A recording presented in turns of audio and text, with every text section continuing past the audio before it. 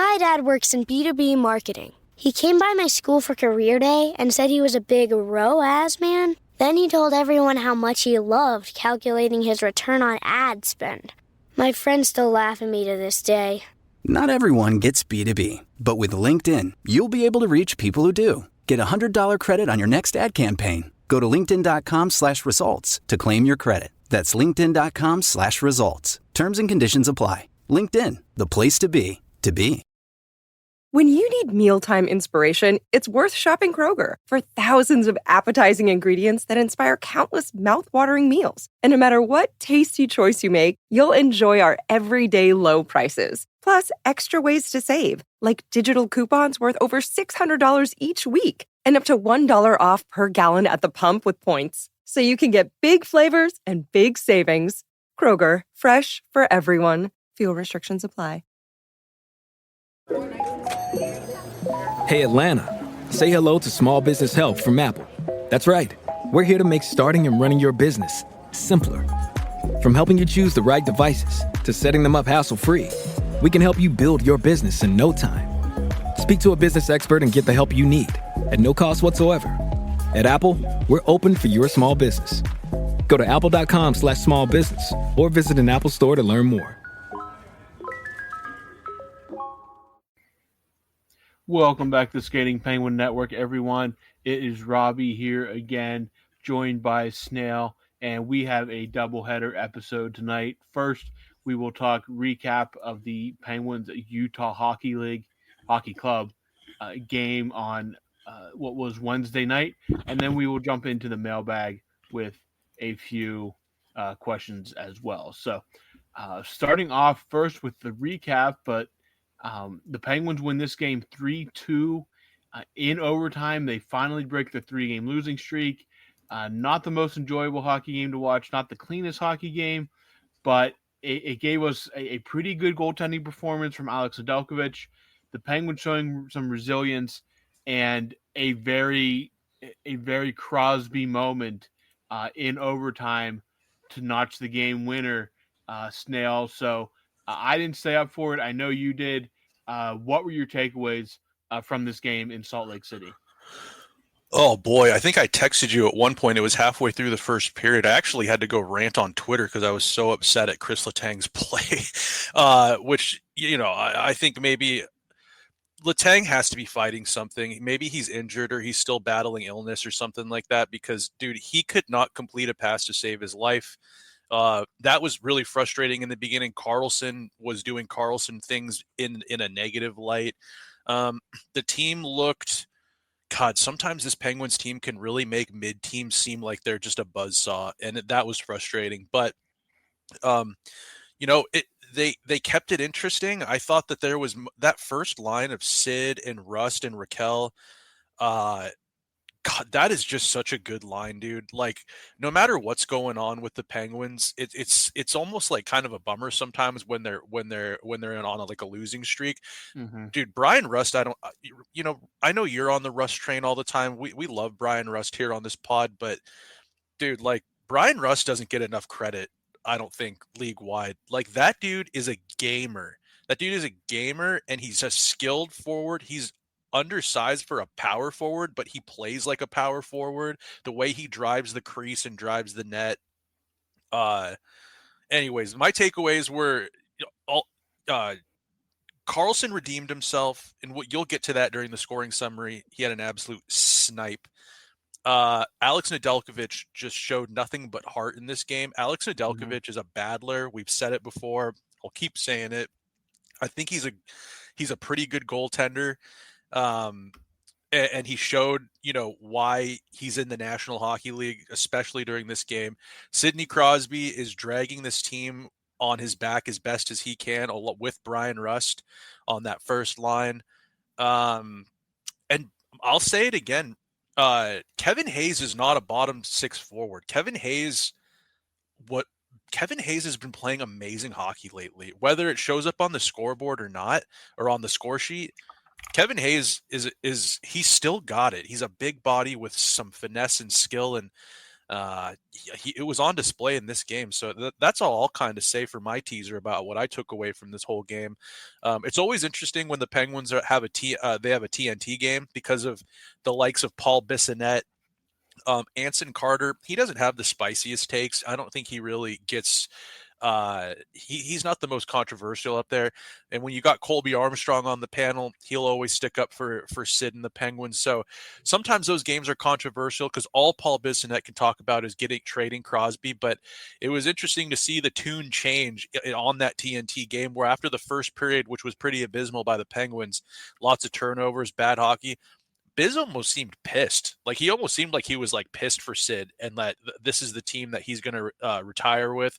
But then by the end of the game, which you'll get to it again in the scoring, Sid doing Sid things, and at the end he almost seemed like he was silenced and kind of shut up. He didn't really have much to say at the end because God, I mean, what can you say? It was just all on display there in overtime. So that's enough from me for now. Why don't we hop over to the scoring summary, Robbie, and you break it down for us on how this game went? Yeah, tough look for Biz because Biz has been on the Crosby to Colorado train for like over a year now. And louder than anyone. Happy. Oh, yeah, definitely louder than anyone. But no, over the scoring here real quick. First period. Miguel Sergachev scores on the power play, his 9th of the year from Nick Schmaltz and Pittsburgh-born Logan Cooley. 1-0 in favor of Utah after one period. And then Marcus Pettersson pumping up that trade value. His 3rd of the year assist from Crosby and Grzelcyk. Matt Grzelcyk also pumping up that trade value as well. So great to see Pettersson get on the board. Especially with the season he's had. He's struggled the last couple of nights, but making it 1-1 here. But unfortunately, that tie does not last long. Little under 2 minutes later, Michael Carcone gets his 4th of the year, assisted by old friend John Marino and other old friend Nick Bukestad. So some Pittsburgh ties really come back to haunt the Penguins here. With these 2 Utah goals. It's 2-1 Utah after 2. Third period, you're just hoping for anything. If they can just get a goal to get it tied again, who knows what can happen. And Erik Karlsson, unassisted, gets a steal, walks in and snipes the tying goal at 6:17 of the third period. And that is where the score would remain until overtime. And then as in the later stages of the overtime period, Sidney Crosby takes a pass from Cody Glass and does as Sidney Crosby does, power move to the backhand right in front of goal, and then just buries it on the backhand as Sidney Crosby has been known to do for 20 years now. He gets the winner, his 16th of the year. Glass and then Raquel gets the other assist. 3-2 Penguins. They wrap up this road trip. As we said, not good enough, but they do wrap it up on a high note, heading home with a win, their first ever win against Utah. They lost to them earlier this year in Pittsburgh. So the Penguins' debut in Salt Lake City was a victorious one. They get the Crosby goal in front of the Utah fans. So a cool moment all around there. And I believe Crosby scored against them in November when they played. So he has already scored against every current team in the NHL. And he made it good on that again on Wednesday night in Salt Lake. So yeah, I mean, there were some very sloppy moments in this game. Snail was having a meltdown, as he said at one point. He was going through some feelings, and yeah, they just kept plugging away, and they got it. They got the win. Anything to kind of, again, it was not a good road trip. There was games out there they should have won, and not only did they not win, they looked relatively bad doing it. So they just came in to Salt Lake, buckled down. It wasn't a pretty game, but when you're struggling like that, you take any win you can get, and they did exactly that, walking away with a 3-2 victory in overtime. Yes, they did. The one thing that I will say coming away from this, Eric Carlson, I think he's only had 4 goals on the year coming into this game. And Eric Carlson is a better goal scorer than that. And he actually was interviewed by TNT prior to the game, prior to puck drop. And, Eric Carlson is. He's not the loudest guy, but that dude is not afraid to speak his mind. And when he was asked about the goal scoring, how to contribute offensively, I'm not trying to go full Toronto here, but he had some smirky remarks regarding maybe what's been holding him back. And, he even said, I'm a better goal scorer than that. And it just sounds like he maybe had a couple of slights towards, I don't know who it would be, whether it would be David Quinn or maybe Sullivan. Maybe feels like he's being held back a little bit the way that he's, he says he doesn't really get to play down low like he likes to, which translates to I don't really get to abandon my defensive position as much as I used to like to and cheat offensively and go down. At that point, you might as well just say I should be a forward in this league or a winger, not a defenseman. That's kind of what I took away from it. Again, not trying to go full Toronto and pick apart kind of a simple interview. But if you go and listen to it, Robbie, if it's available anywhere, or listeners, if you go listen to it, he kind of says, I'm not really I'm not really doing what I know gets me a lot of goals in this league. But that said, he was interviewed about it, asked about it. The Penguins have needed their stars to step up on this road trip. I have no qualms with Sidney Crosby and Brian Rust. Malkin's been hurt. Who's left on your roster that you'd consider a star player? You got 2 players in Chris Letang and Eric Carlson that I think fit that. Eric Carlson's a superstar. Letang is, in his career has been that power play quarterback, running the power play, offensive-minded defenseman. And who scores? Eric Carlson redeems himself. So that's what I like to see. He picks a corner, absolute snipe. He abandoned his defensive position, walks down his strong side there, and picks a corner. There's only so much daylight showing. Love to see that. Sidney Crosby too. I mean, he has a 3-game goal scoring streak on this road trip, the longest road trip the Penguins have been on, I believe, since like the 90s. And it feels like he's been scoring every game on this road trip. But yeah, 3-game goal scoring streak, and a couple of those games I believe were like 1-goal games. Like I know in Seattle they only scored 1 goal. He's the only guy to get on the board. Robbie, is it safe to say that Sidney Crosby's put the team on his back?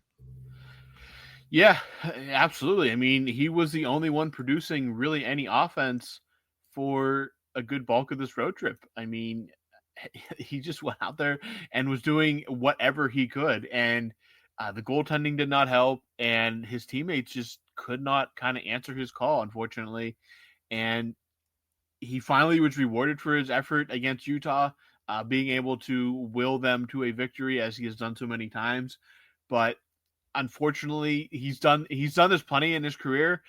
But unfortunately, the teammates are not around him like they were even 5 years ago to chip in every so often. So yeah, a Crosby masterclass really this entire road trip. It's unfortunate that a lot of it was wasted, but at least we have the Utah game to sit back on 2 points, and now they get to head home for a bit. And speaking of Sidney Crosby, Captain Sidney Crosby of Team Canada, he was announced as the Canadian team captain for the upcoming Four Nations face-off.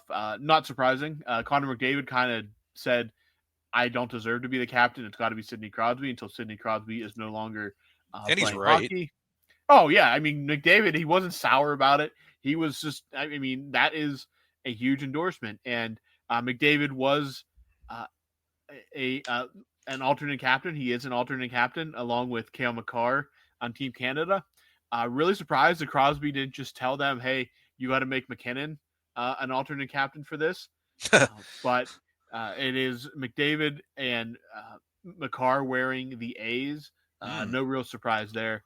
Well, I'm a little surprised. I would expect that maybe that they would have gone the route of there's still a leadership group in place from prior tournaments.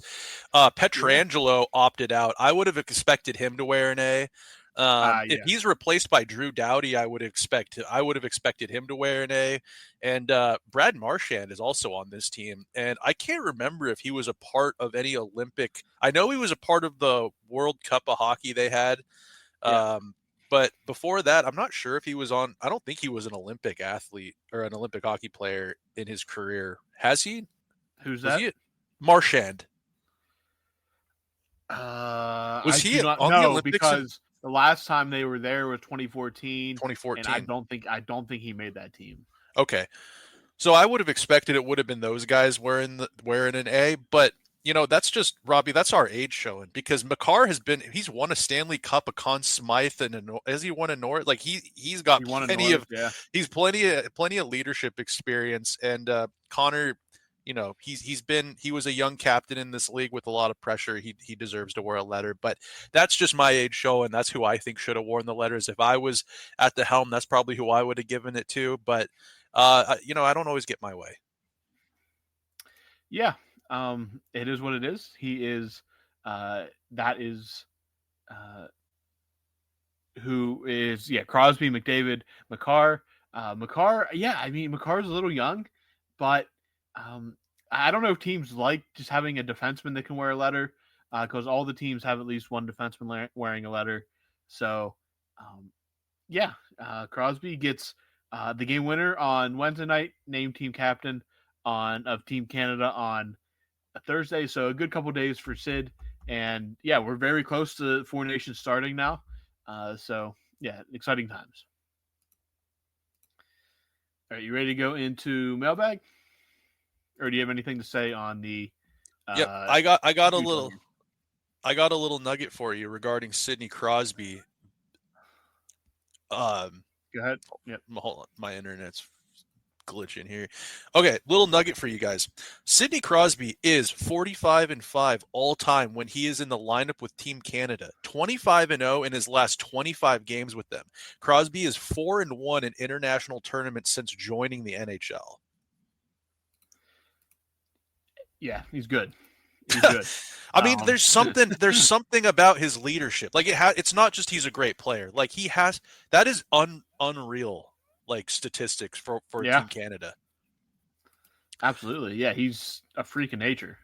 Absolute freak. I just wanted to get that little nugget off for you guys. But I mean, you don't even really need to go into it too much. It's a no-brainer move. And also, I wanted to say before we move on from the Four Nations thing, I think Rust is a snub for that roster for America. Yeah, I mean, again, extremely biased on my end. I'm a massive Brian Rust guy, as I've said before, but I definitely felt like he had worked his way onto that roster at some point. He's having a fantastic year, but perhaps not as big of a snub still as Rickard Rakell, waiting to see if he can find a way onto that roster before puck drops in a couple weeks. Yeah, you'd have to think that he might find his way on at this point. But with Sullivan, I wish I was a fly in the wall to hear Sullivan if he stuck up for our boy Brian Rust in those talks of kind of forming this roster. But anyways, Robbie, that's all I really got. If you want to move on to the mailbag, I am ready to do so. And actually, you answer the questions historically first, so why don't I just kick this off for you right now? We got a question from our pal from overseas, Andreas Castle. He says, and this is kind of a spicy meatball, Robbie. I hope you're prepared to answer this. Do you think Sid will return to the playoffs in a Penguins jersey before he calls it a day? I'm going to be optimistic here and say that he does get one more shot at a playoff run with the Penguins.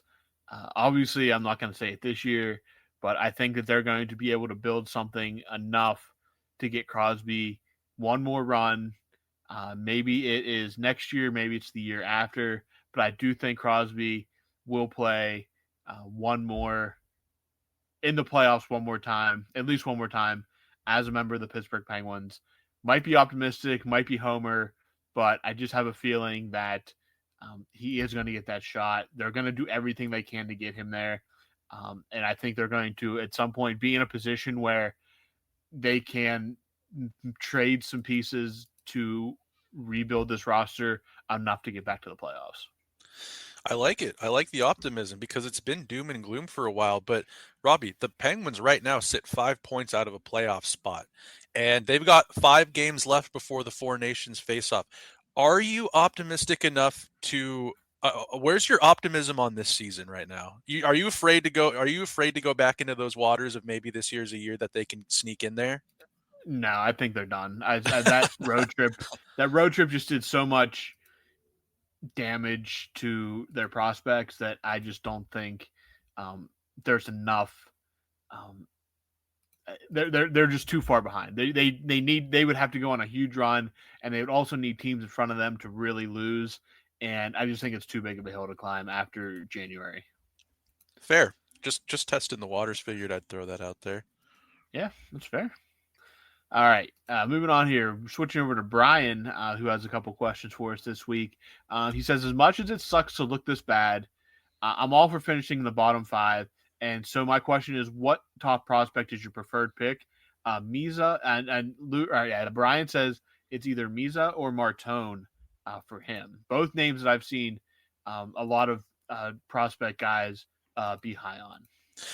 Yeah, this Schaefer kid kind of came into the picture. I feel like just in the last year, his name's popped up more as potentially a first overall pick. I've been hearing Michael Misa for like 2, maybe close to 2 years now. For me, if they're in that area, I think that they're going to need, the Penguins are going to need offense in the future. I think the way that the game is played, these players that play in the CHL or in college NCAA, if they're offensively kind of dominant there, it's starting to translate over to the NHL game a little bit better than it has in years past. If we're in like the top 3, I'm taking Michael Misa. But Robbie, I don't think they're going to be a top 3, top 5 pick team. I think that this team is going to meddle in mediocrity, and they're going to get another. I mean, I could see maybe top 10. But I don't think they're going to be up there in that top upper echelon of prospects this year. And it's not even that deep of a draft. It's not. So, like, a top 5 pick is definitely, if you want to land somewhere in this draft for the best possible prospect, you're going to want to be in the top 5. But it's all going to depend, really, I think, on how they go through February and what is shipped out. True. Because, I don't know. Again, at any moment, the Mikko Rantanen deal came out of nowhere, so we could get a Penguins trade for a big piece out of nowhere. You don't know what's going on, but I am cautiously optimistic that they aren't going to bottom out. But I think in the long run, it would be a really rough last few months if they bottomed out. But again, it can completely change the complexion of a rebuild if you get a guy like Misa or Martone. So, you got to be bad to be good. Maybe it's time to be bad for a year because this bad is still not as bad as what led to Malkin, Stahl, Fleury, Crosby. Like, that was a different level of bad. That is Dick Tarntrum leading your team in scoring bad. And we aren't at that level yet. So. No, and I hope that it never does get that bad because I think that the ability to retool and kind of really work the draft and kind of pick around the edges of a roster, if you have a decent GM, which I think the jury's still out on whether or not we're sold on Dubas yet. I know he's done some great work. He's done some horrible work. It'll be interesting to see how this Penguins team kind of floats about in the next few years. I just think about like the goaltending situation. I mean, they got the golden goose and Marc-Andre Fleury in 2003, and they hit the lottery. They got Malkin, Sid, and then Stahl. All were 2, 1, and number 3 picks. So you can have the great goaltender. You can have a goaltending prospect in Murashov or Blomqvist. It doesn't necessarily mean that there's a light near the end of the tunnel anytime soon. Nothing. It guarantees nothing. But Buffalo went full on tank mode that one year for McDavid, and they've never come out of it. They did not get McDavid, and even with Eichel, they were still bad. And they've never really recovered from that. So I mean, again, and look at Edmonton. It took how many top 5 picks till they finally found a break through. And by the time they finally broke through, Hall was gone, Yakupov was gone, and Ryan Nugent-Hopkins was never really let's say the P. I mean, he's a very good hockey player, and is a big piece for what they do, but was never I'd say even Taylor Hall was probably a better prospect than he was. Well, Taylor Hall won a MVP at least once in his career, and Nugent Hopkins sometimes plays third line center. Sometimes he plays up on the wing with McDavid when they really need him to. Yeah, it's just insane. Nothing's ever guaranteed. But I will say, for where the Penguins, I believe, will be slotted, I got a prospect for you guys, and you might think that this is biased because he's actually playing up here in my neck of the woods in Everett, but this is a guy that I was on my radar a little bit before the season even started. It's Carter Bear. Carter Bear is from West St. Paul, Manitoba. He's a two-way forward. He has offensive touch. He plays physical though. He's a tough bastard out there to play against. I like the idea of I think that in the Penguins system, they've got the Koivunens, they've got the Ponomarevs, they've got Harrison Brunnicke's probably going to at some point be running a power play. You need guys that can play both ways, can kill penalties and chip in offensively. I'm going Carter Bear. He scored his 33rd goal of the year last night, actually, in a big game against the Medicine Hat Tigers. I think I'd be going with Carter Bear. And other than that, it's hard to say, but they kind of have him ranked probably past the 10th pick at some point. If he continues to light up the WHL, though, you could see him going earlier. But I think with where the Penguins are probably going to be landing, I would try to nab that guy if you can. Check out some of his highlights. He's just nasty. He's playing up here in Everett with that Landon DuPont kid who's like the McDavid of defensemen's, 15-year-old stud, just ripping up the WHL. The Everett Silvertips are, I think, in first place, playing out west, and then they played the Medicine Hat Tigers, who out east for them is, I think they're a juggernaut too with Gavin McKenna. So it was an interesting game last night. Didn't get to watch it, but there's some prospects on display up here in the Northwest, and I mean all over. I mean the NCAA, there's players. I know that Schaefer, Misa, and I think his name's Hagens or something like that. I think is that a guy on the board, or am I making shit up? I don't know. I haven't really. Yeah, James Hagens, Boston College, centerman. Yeah, Michael Misa is a centerman out in Saginaw. Porter Martone's getting some. I've heard his name quite a bit. Playing in Brampton in the OHL. It'll be interesting to see, but for my money, where the Penguins are at, I'm going Carter Bear. All right, that's that. That is that. We'll move on. Question from Brian for you, Robbie. Brian says, our friends Hunter and Pat mentioned on their podcast, they see two worlds the Pens live in the next season. One of them being overhauling the roster to try to make playoffs with this retool on the fly, or fully tanking for Gavin McKenna. That's a scary world to think of, tanking for Gavin McKenna. Do you know how long 82 game season is when you're in tank mode from game one? Yeah. And then there's the retool for the playoffs, like Dubas promised. He said, we're going to try to make the playoffs with Sid. He didn't even say playoffs. He wanted to make a Stanley Cup run with Sid. So where are you at on this one, Robbie? Hold on a second. I think a lot is honestly going to depend on a full tank with Crosby is wild. But Gavin McKenna could be, man, again, huge risk because, again, if you lose in the NHL, there's no guarantee of a first overall pick. The Penguins have obviously historically gotten very lucky in this department. But, man, I think if you can build anything with Crosby, you have to take a run.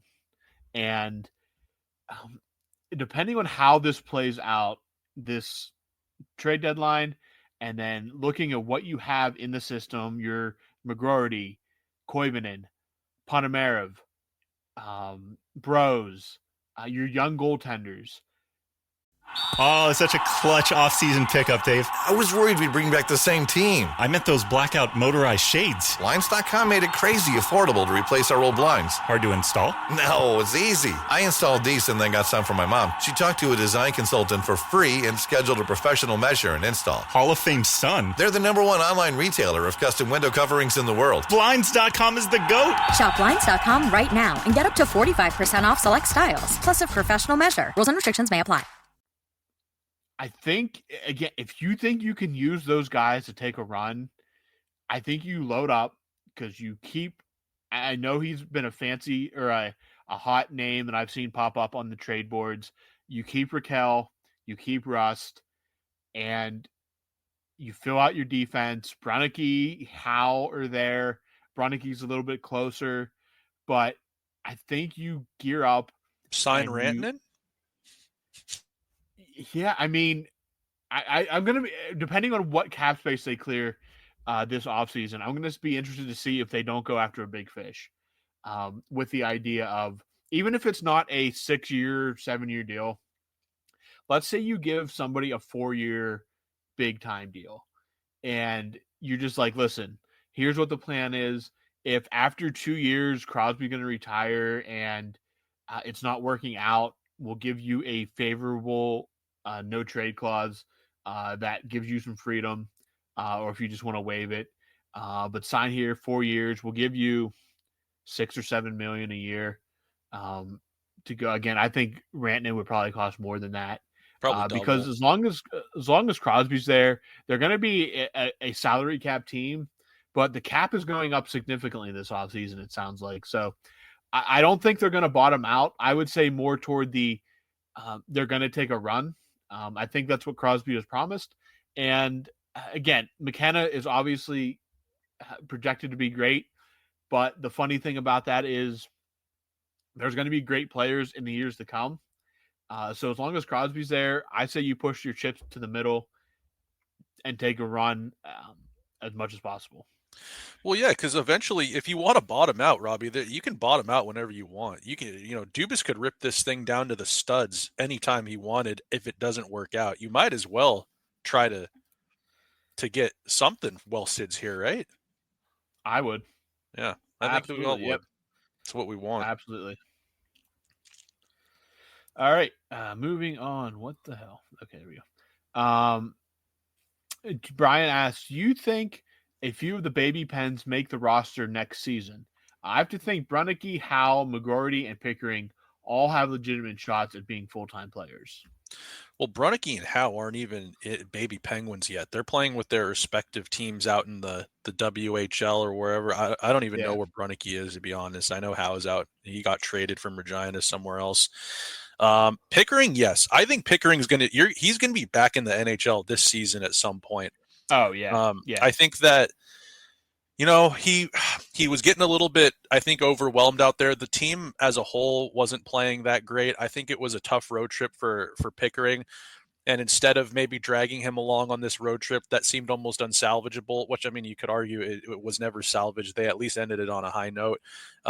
Probably good for Pickering to go down on a hot Wilkes-Barre Penguins team and get him some really meaningful minutes down there. I thought it was an all right move. Pickering will probably finish the season as an NHLer with the Penguins. I think that he's going to be key for this team if they're going to, I don't even want to say sniff a playoff spot, but if they're going to remain competitive, he's going to be a big part of that reason, because Pettersson's going to be gone. Like it's not an if or a maybe. Pettersson is as good as gone. So Pickering, I think there's no question, unless he were to hit some major dip or get seriously injured, he's an NHLer next year. It'll be interesting. I don't think I'm prepared, Brian, to say Brunicky and Howe both are being full-time players. I think you got to get Howe is a good player in the WHL. I think you got to give him some time in Wilkes-Barre playing against full-grown men. He's a little undersized, you got to remember. So I don't know if I'm fully ready to say Howe's going to have what it takes to be an NHLer, especially as soon as next season. But he's showing promise, and I think, he might go the Rutger McGroarty route. Maybe they give him a sniff at the beginning of the year if he really lights up camp, but he'll probably be in the AHL for the most part. I think you have you can be patient with a guy like Howe. Brunnicke's an interesting one, Rob, because Brunicke, if Carlson didn't come back into the fold from his injury right on time to start the season, there was a really good opportunity for him to be on the NHL roster. He wowed at camp. He did. He had an injury that kept him off the World Juniors. Robbie, do you know anything about the season he's having and wherever he's at? Is he having a good season? Yeah, I don't know. We should probably let me look that up really quick while I'm talking. But Harrison Brunnicke, if he has another camp similar to what he had last year, or at the beginning of this year, you'd got to think. It kind of depends on personnel. You don't want him playing third pairing minutes if he's not a third pairing type defenseman. It'll be interesting to see if anything happens with Letang or Carlson. I'm skeptical if anything will happen with either of them.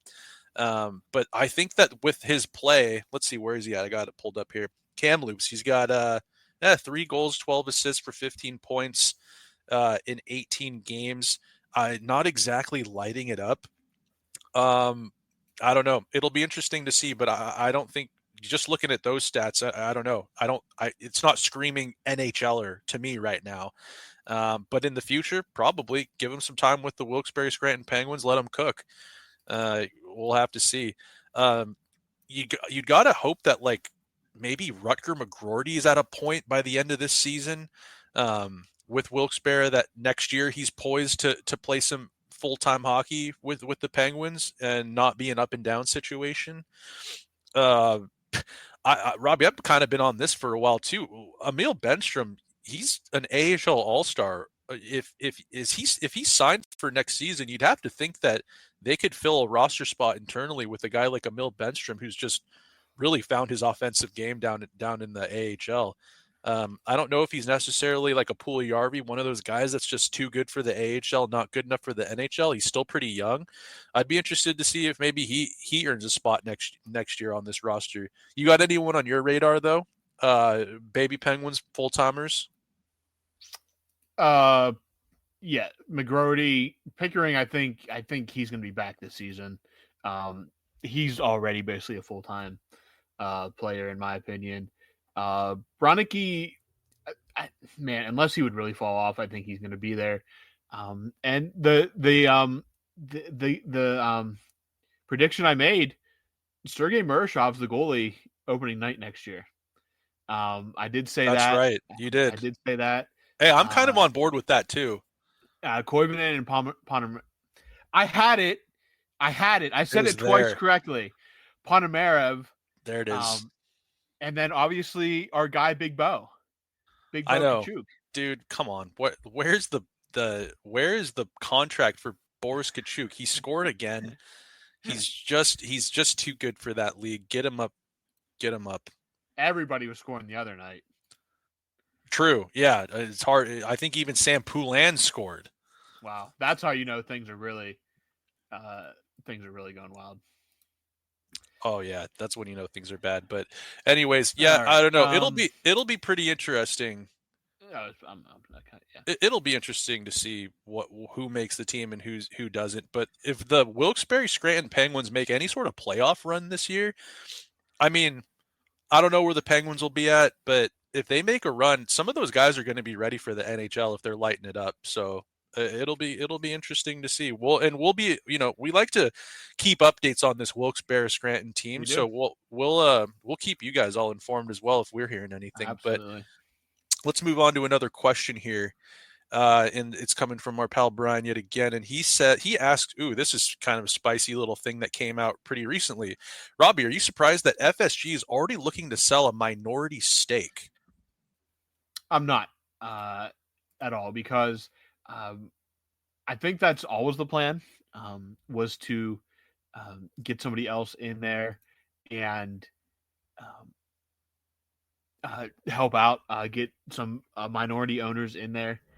So I'm not totally surprised. It was coming at some point. But I will say this. This is what again, this is all speculation. None of this is any kind of reporting or anything like that. FSG this week came out and said they are going to be putting a minority share of the Penguins out in the market. And then news broke today that Jaromir Jagr is selling a majority stake in his Czech hockey team. And a quote from the article says, "Something is coming to an end from Jagr, but a new era, and I hope a more successful one, is about to start." Ooh. Now, that means nothing. I like it. But he's selling that share, or selling his majority stake in Kladno in his home country, the Czech Republic. At the same time, the Penguins are going on the market looking for a minority owner. What if one of the minority owners is Double J? Could you imagine the reaction? Because Mario's still a minority owner. They've been coaxing him back. Yeah, and I thought they were going to coax him back in like a player development type role. But what if they coax him back as a minority owner with Mario? I think at some point, once he retires, Sid will get in that game. Malkin, I don't know. I could see Malkin doing something in the KHL as an owner, but I could absolutely see Jagr coming back. They've been, like you said, they've been luring him back anyway. What if this is a way to get him back to Pittsburgh, where everybody would be thrilled if that happened? Oh my God, Robbie, you blew my mind with that. That is what I'm talking about. And I think I'm all on board with this theory. Jagr is going to be a minority owner. They've got the bobbleheads figured out. They got the Jagr bobbleheads back. They've been coaxing him back, honoring him. They retired his jersey, right? That's what they had for him. Was it last year? Last year. What? Yep. Wait, was it that? Then there was even like a game where wasn't Jason Zucker like a part of the program with like a Jagr thing even? They've been trying to get him back in bed with the Penguins organization. This makes too much sense. It's happening. Yeah. And I'm all for it. Yeah, that'd be awesome. How are you going to suck when you got Jagr in the stands? What if him and Lemieux are in a box together? You think that, I mean, Jesus, Murphy. I love it. All right. Next up, this one's directed at Snail. And Snail, Brian says, you mentioned that you'd give up fair market value for Elias Pettersson. What do you think fair market value is? Okay, this is good. All right. So fair market value for a guy like Elias Pettersson. We're talking about Elias Pettersson here, not Marcus, right? This isn't talking about giving up Marcus. Okay. Yeah, I'm trying to think. Okay. Elias Pettersson makes a boatload of money, but he is hot and cold. This Canucks team was poised. They were cooking last season. It seemed like they were firing on all cylinders. For that ticket, I mean, he's not producing. So I'd say right now you're buying him at a bit of a discount because, where's this player been? Oh, he's having a conflict with another player on the roster. I need to investigate that a little bit more. I need to really look under the hood and see what's going on. It's come out that Miller's been historically hard on Pettersson.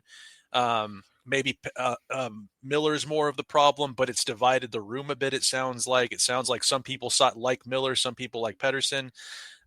That's the only thing I'm super concerned about. But Elias Pettersson is good enough of a player, especially when he broke into the league. I don't think he's a bust by any means. I think that talent is there. Maybe the bright lights of Vancouver and Canada is just a little bit too bright for the mild-tempered Swede. All of this is kind of going through my head.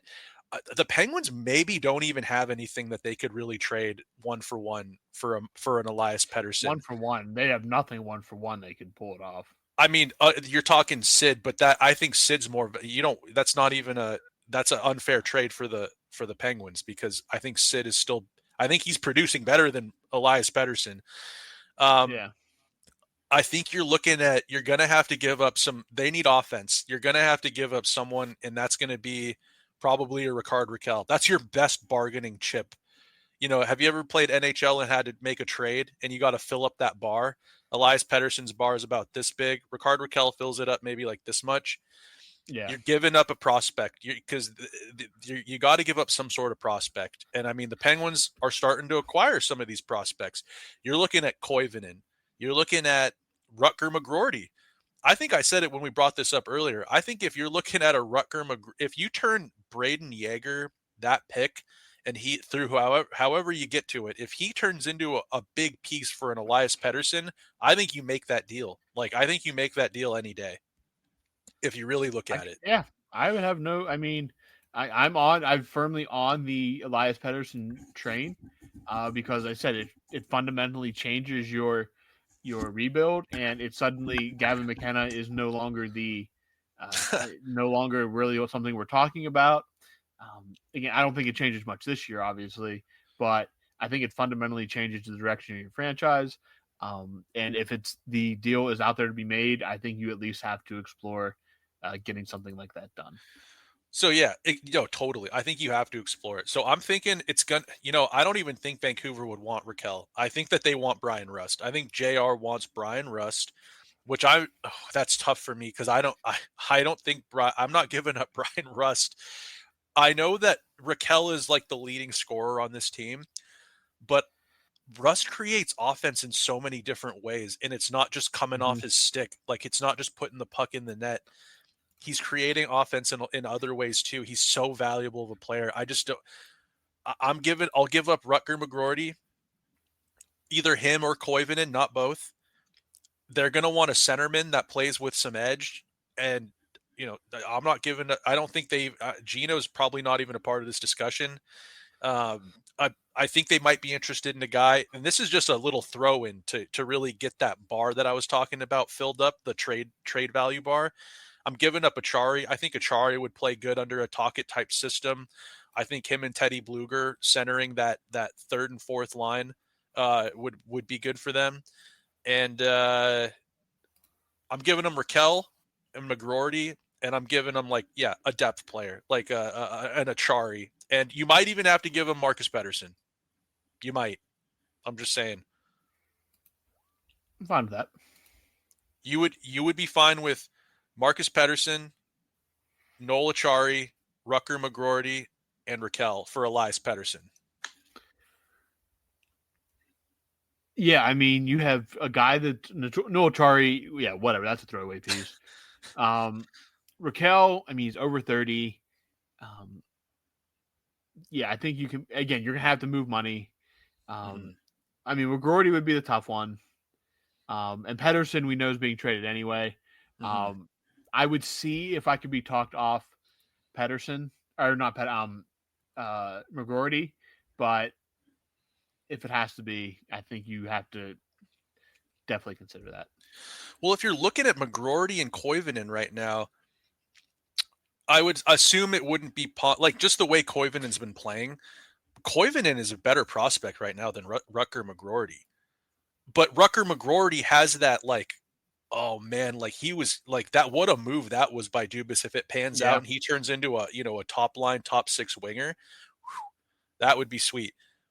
I don't know. It's tough. I agree with you. If you could talk them off McGroarty and Koivunen, sign me up all day, every day. But I just don't. Jim Rutherford and Patrick Alvin, they're savants at making moves. They're pretty good at making trades. So that's what I think fair market value would be for the Penguins to get a guy like Pettersson. Robbie, sounds like you're kind of on board. Yeah, I mean, seeing Elias Pettersson in Pittsburgh would fundamentally change the direction of the franchise going forward. And sometimes for that to happen, you have to take some risks, and that would be one of them.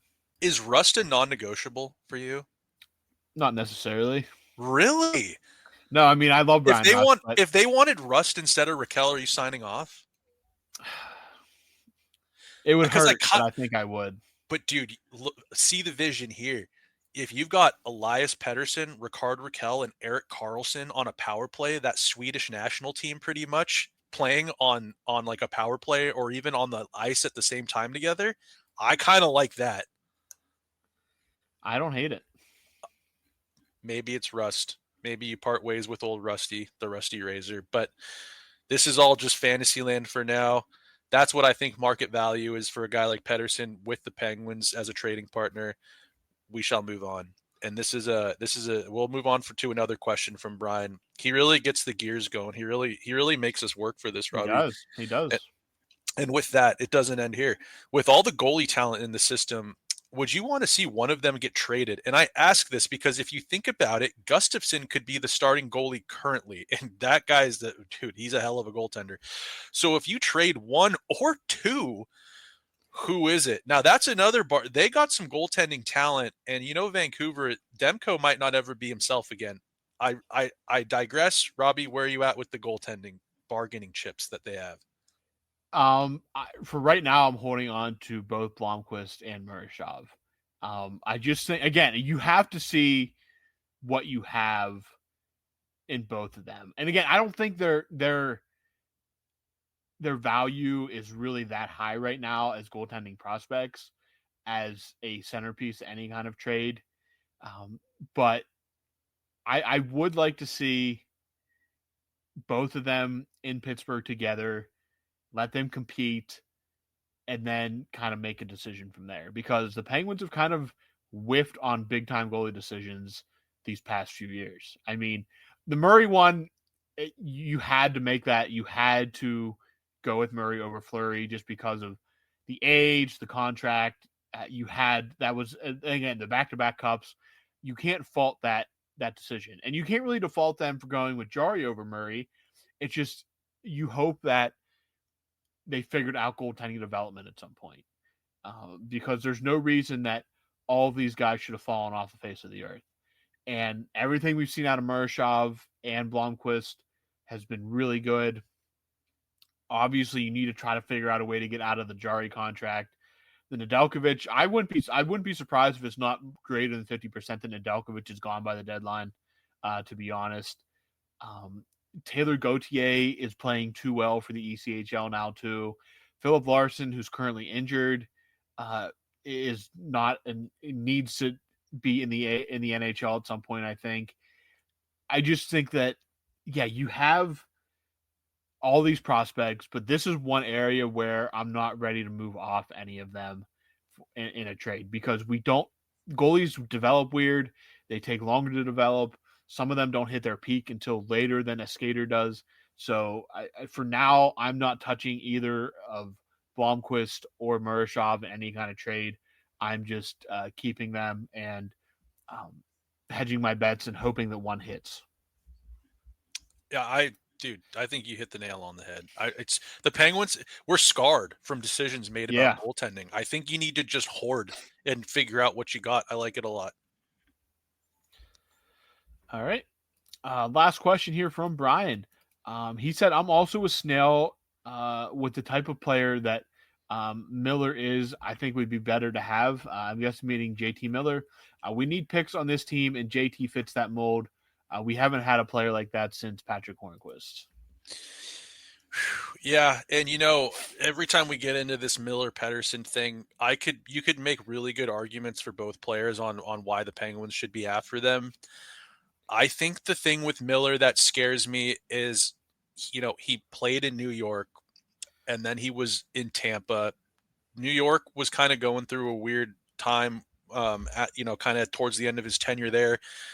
Tampa was looking for players like Miller, and he didn't stick around there. And now he's in Vancouver, and there's a lot of noise around him. If you watch games, if you ever watch Vancouver games, look at his body language. Sometimes he looks like he kind of really wears it on his sleeve, and sometimes it's a little bit distracting. You see him freaking out on the bench. Bruce Boudreau, in an interview with Jeff Merrick on The Sheet, had some really interesting comments on his time in Vancouver with JT Miller, that he just runs so hot. I just don't know. He definitely seems like a guy that's just ready to blow at any moment. And Hornquist was not like that. No. Hornquist would freak out, but it was warranted if he freaked out, and